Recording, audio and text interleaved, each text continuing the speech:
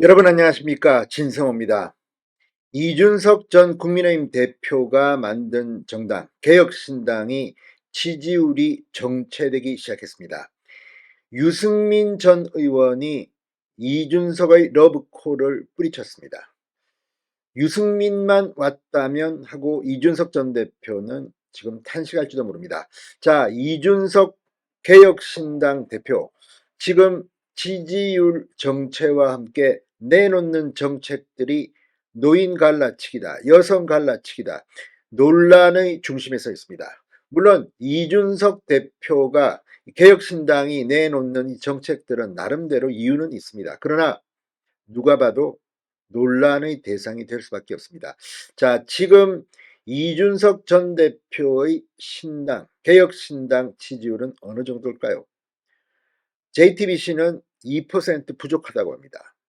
자, 두 자릿수는 넘어야지 최소한 이번 총선에서 한번 해볼 만한데, 유승민, 믿었던 유승민은 오지 않고, 이낙연 신당, 지금 이낙연 신당은 이 조응천, 이원욱 의원 등과 합치기로 했습니다. 그리고 개혁미래당이라는 이름을 씁니다. 자, 지금 개혁미래당이라는 이름에 대해서 이준석 개혁신당 대표가 폭발했습니다. 이른바 개혁신당, 개혁미래당, 헷갈리게 왜 남의 당명을 이렇게 쓰느냐는 이런 취지입니다. 자, 이준석 개혁신당 대표가 이렇게 분노한 데는 유승민, 믿었던 유승민에게 버림받았기 때문일지도 모릅니다. 그렇다면 유승민 전 의원은 왜 국민의힘에 남기로 결심했을까요? 지금 총선을 앞두고 여의도가 격동 속에 휘말리고 있습니다. 분명 이준석은 유승민 때문에 결정타를 맞았을지도 모르겠습니다. 진성호의 직설 시작합니다. 방송에 앞서 아직 진성호 방송의 구독자가 아니신 분은 붉은색 구독 버튼 눌러주십시오. 더 좋은 방송으로 보답하겠습니다.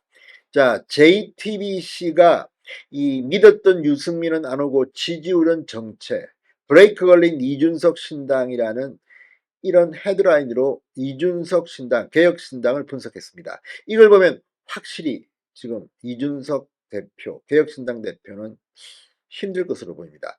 여성 군대 공약, 이 노인 지하철 무임승차 폐지 등등 내놓는 정책마다 정치권으로부터 집중 포화를 받고 있습니다.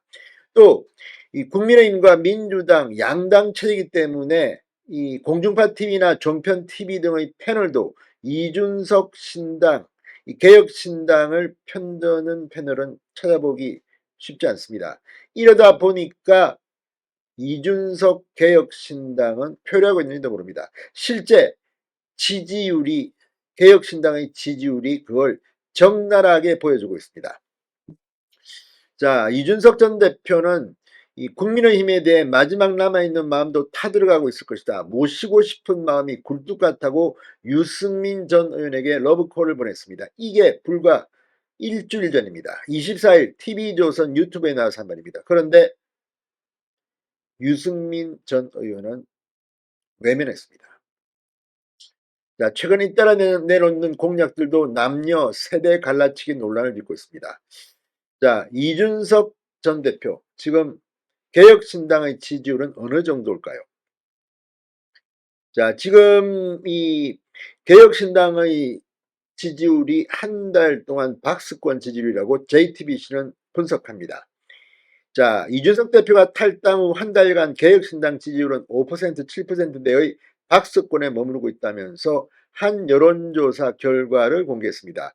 뉴스토마토가 여론조사 전문기관 미디어토마토에 의뢰해 지난 27, 28일 조사에 발표한 이 여론조사에 따르면 이번 총선에서 지지할 정당으로 민주당 44.8, 국민의힘 38.5, 이준석 신당 6.5, 이낙연 신당 3.5% 순으로 나타났습니다.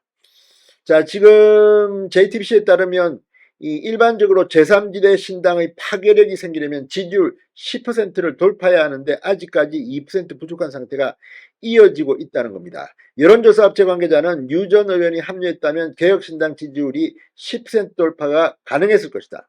유 전 의원 스스로 개혁신당에 대한 비전이 확실하지 않았던 것으로 보인다고 JTBC에 말했습니다. 개혁신당이 내고 있는 정책들, 지하철 노인 무임승차 폐지, 여성 조건부 의무 복무 정책이 지금 남녀 세대 갈라치기 논란에 휩싸이고 있습니다.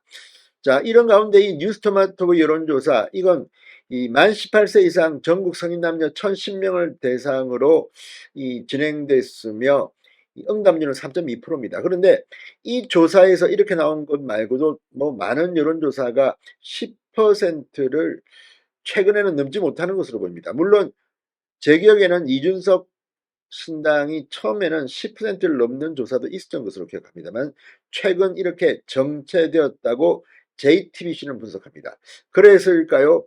자, 양양자 개혁신당 원내대표는 이 개혁미래당과의 빅텐트에 대해서 시간적으로 물리적으로 어려워 보인다는 게 저희의 생각이라고 밝혀 제3지대 통합신당의 앞날에 먹구름을 짙게 드리웠습니다. 그러니까 빅텐트는 힘들 거라는 겁니다. 이준석 개혁신당 대표도 28일 이낙연 전 대표의 새로운 미래와 민주당 탈당파의 미래대연합의 통합을 선언하며 개혁미래당이라는 당명을 쓰기로 하자 개혁신당 당명 뺏기기라고 원색 비난을 했습니다.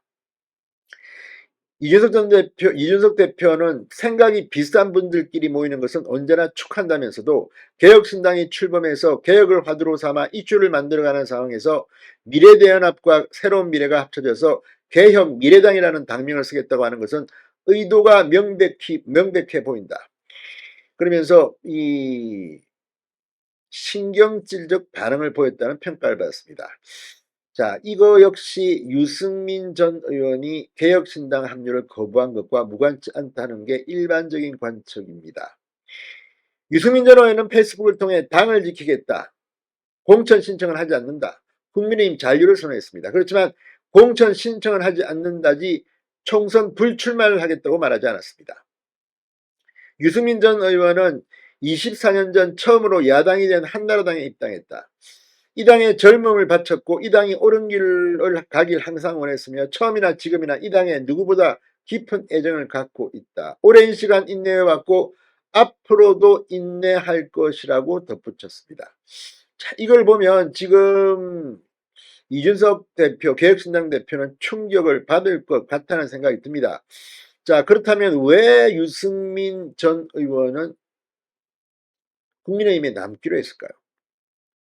자, 개혁신당의 미래에 대해서 기대하기 힘들다고 판단했을까요? 자, 지금 일각에선 이 유승민 전 의원이 경기도 선대위를 지휘할 것이라는 추측까지 나옵니다. 그러나 이 정영환 국민의힘 공천관리위원장은 유승민 역할을 넣는 기자들의 질문에 이미 총선에서 출마하지 않는 것으로 큰 역할을 했다, 전략공천 등에는 선을 그었습니다. 그럼에도 이렇게 유승민 전 의원이 선택한 이유, 선당 후사의 모습을 보여 자신의 발목을 잡아온 이른바 배신자 프레임을 털어버리겠다는 의도가 깔렸다는 해석이다. JTBC는 분석합니다. 자, 어쨌든 이준석 개혁신당이 휘청거리고 있습니다. 물론 예단하기는 힘듭니다. 앞으로 또 뭐 어떻게 될지는 모릅니다만 이낙연 신당, 이준석 신당, 제3지대 신당들 어쩌면 이거를 시뮬레이션 해보면 민주당에 오히려 더 큰 마이너스가 된다는 관측들이 나오고 있습니다. 아무튼 정치는 살아 움직이는 생물입니다. 진성호의 직설이었습니다. 여러분 감사합니다.